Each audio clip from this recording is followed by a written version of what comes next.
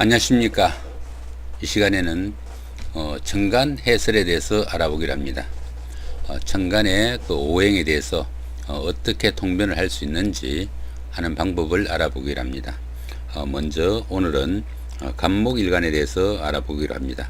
간목일간은 보편적으로 시작을 상징하고 우두머리 기질을 나타냅니다. 그래서 간목일간은 하다못해 통반장이라도 해야 직성이 풀린다, 이렇게 보기도 하죠. 단체의 장이나 어디 가서든 앞에 나서려는 그런 기질이 다분하고, 그러다 보니까 다른 사람들의 통제나 간섭을 꺼리고 언제나 자기가 최고의 길을 바라는 기본 성정이 포함되어 있다, 이렇게 보기도 합니다. 그러다 보니까 간목은 언제나 당당하고 또 자신감도 넘치고 긍정적인 사고를 지닌다고 보고, 또 인자하고 또 적극적이고 강인한 행동력을 나타내 가지고 지도자로서 면모나 자질을 가진다, 이렇게 보기도 합니다. 간목의 물적 측면으로 살펴보면은 물적 측면으로서는 간목은 잣나무나 소나무 이런 것들처럼 쭉 뻗은 큰 나무나 잘라진 고목이나 목조 건축물이나 강목 등 사목도 간목에 속합니다. 사목, 죽은 나무죠. 자, 사목도 포함이 된다, 이렇게 봐집니다. 그 다음에 이 목오행은 그 목화 토금수 5가지 오행 중에서 유일한 생명체로 그 목의 생육에 도움이 되는 흙으로는 기토하고 진토가 있습니다. 두 가지 흙이 목의 생장에 가장 좋은 흙이다, 이렇게 볼 수도 있겠네요. 봄에 태어난 간목은 춘목이 되고요. 춘목이 되고 가을에 태어난 간목은 추목이 되겠죠. 추목이 되는데 이 춘목은 반드시 자라가지고 꽃도 피우고 또 열매를 맺어야 하죠. 이렇게 돼야 되고, 가을은 이미 나무가 생명을 다한 철입니다. 그러다 보니까 관에 의해 가지고 잘라져 가지고 어느 정도 적절한 장소에서 잘 서여져야 된다는 이야기입니다. 관에 의해서 잘 서여진다는 이야기는 여자분들 같으면은 남편의 통제나 남편의 간섭을 어느 정도 잘 따라야 되는 것 같고, 또 남자분들이면은 직장이나 조직체에 속해 가지고 그 규율이나 제도에 잘 따르면서 적절하게 처신을 해야 된다 하는 이야기가 된다, 이겁니다. 여기서는 간목이 철에 따라서 어떤 식으로 움직이는지 한번 심리를 한번 살펴보기로 합니다. 만약에 간목이 인월에 태어난 간목이면은, 이렇게 인월에 태어난 간목이면은 자기 계절에 태어난 간목이죠. 자기 계절에 태어났으니까 가장 힘이 좋은 그런 계절일 수 있습니다. 근데 만약에 청간까지도 만약에 간목이 이렇게 오게 되면은 지지인목의 지장간 정기가 청간에 투출했죠. 땅의 기운이 하늘까지 솟았다 하는 이야기입니다. 그러다 보니까 이 간목이 힘이 아주 넘치죠. 이렇게 힘이 넘친, 한마디로 이 경우에는 이 간목이 천간에 투출했으니까 비견격이 됩니다. 비견격이 되는데, 비견격 간목은, 비견격은 어느 정도 자신의 주관과 고집이 뚜렷하고 또 타인의 간섭이나 통제를 싫어하는 그러한 타입이 됩니다. 그러다 보니까 이 비견격 간목인 경우에는 꽃을 피우고 열매를 맺고자 하는 그러한 경향이 강하다 하는 이야기입니다. 그러다 보니까 결국은 일지나 시간에 화가 위치하고 그 결과인 토오행이 오면은 가장 최상의 명조가 된다, 이렇게 봐지겠네요. 일지에 오화가 오고 그 다음에 시지에 그 무토가 온다면은, 이렇게 온다면은 가장 최상의 명제가 되겠죠. 목생화 열심히 일해 가지고 화생토로 그 결실이 생기면은 목이 취해 오는 그런 결과니까, 이 경우에는 자수성가의 명조로 비견격으로서는 최상의 명조가 됩니다. 그 대신에 비견격이다 보니까 어떻습니까? 비견격이니까 부친을 극하고 또 부부간에도 어느 정도 갈등의 소지는 다소 있는 그런 명조가 된다 보시면 됩니다. 그 다음에는 가을에 태어난 갑목을 한번 상정해 보기로 합니다. 이번에는 가을에 태어난 갑목입니다. 자, 신월에 태어난 갑목입니다. 신월은 가을목이죠. 자, 가을에 태어난 나무니까 가을에 갑목이니까 어린도 사목이 됩니다. 가을이면은 나무는 생명을 다하는 때죠.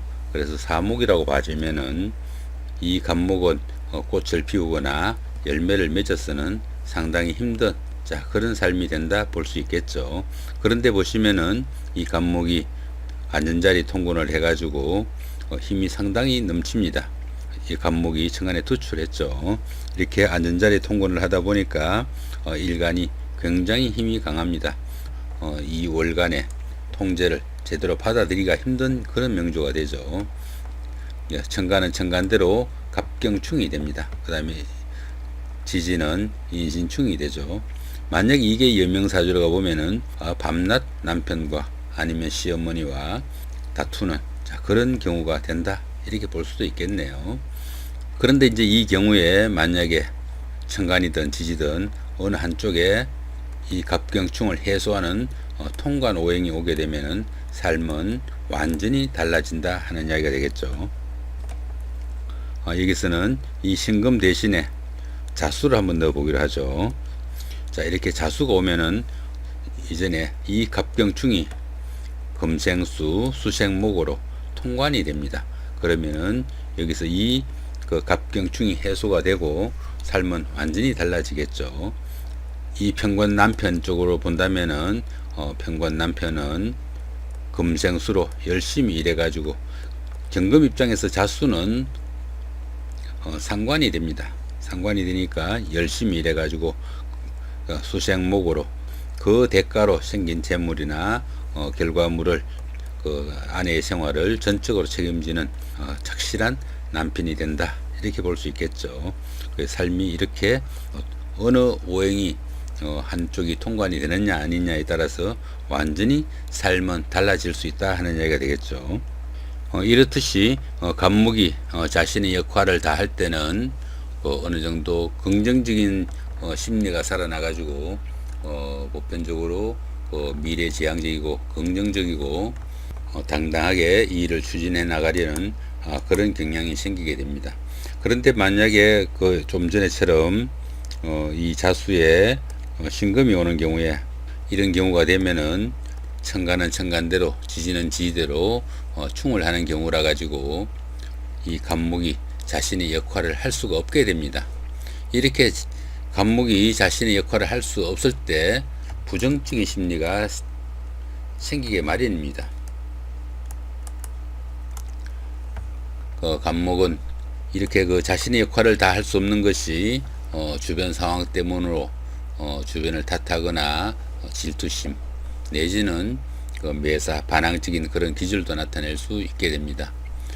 또한 갑목이 중심적인 기운이 자신감인데 그 자신감을 상실하면은 어느 정도 조급하거나 폭력적이거나 아니면 변덕스러운 그런 기질도 나타나고 때로는 게으르거나 융통성도 부족해지기 마련입니다. 또 그러다 보니까 융통성 없이 고집을 무모하게 부리는 탓에 주변으로부터 공격을 받기도 하고 또 시작은 있으나 끝을 제대로 맺지 못해 가지고 하는 일마다 실패나 좌절이 연속되는 그런 결과가 생기기도 합니다. 더구나 이 갑목은 잡초 같은 경우에는 우리가 이렇게 가지고 밟으면은 밟힌 대로 다시 그 자리에서 착건해 가지고 솟아나지만은 이런 큰 나무는 한번 넘어지면은 다시는 일어서기도 힘듭니다. 그렇듯이 재기하기도 힘들고 완전히 어려운 삶이 될 수도 있다 이렇게 봐줄 수 있겠죠. 이 명주에서 가장 필요한 오행이 뭡니까? 이 금오행과 이 갑목오행을 통관시키는 수오행이 될 것입니다. 금생수, 수오행이 있으면은 경금에 갑목이 있으면은 만약에 수가 있다면은 금생수, 수생목으로 통관이 되니까 이 수오행이 가장 중요한 오행이 되겠죠. 수오행은 인성이 되고요. 또 이 강한 갑목의 이 자존심을 어느 정도 좀 꺾어 주려면은 이 힘을 좀 설기시켜주는 화오행도 필요할 것입니다. 자, 화오행도 필요한데 이 화오행은 식상이 되겠죠. 그래서 이렇게 인성과 식상이 꼭 필요함에도 없으면은 이 없는 오행에 따른 그런 부작용도 나타날 수 있겠죠. 그러니까 인성이 없다 보면은 편견도 심하고 성격이 모나기 쉽고 또 고집이나 자존심이 강하고 부부간에도 갈등이나 불화가 잦게 마련입니다.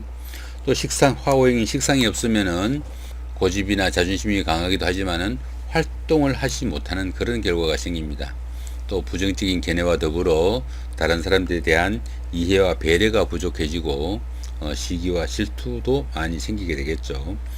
화오행인 식상이 없으면은 사회활동 자체가 좀 힘들다 이렇게 볼 수도 있겠네요. 자, 그래서 오늘은 간목일간에 대해서 긍정적인 심리와 부정적인 심리, 간목일간이 왔을 때 어떤 식으로 통변을 할 수 있는지 한번 알아봤습니다. 예, 고맙습니다.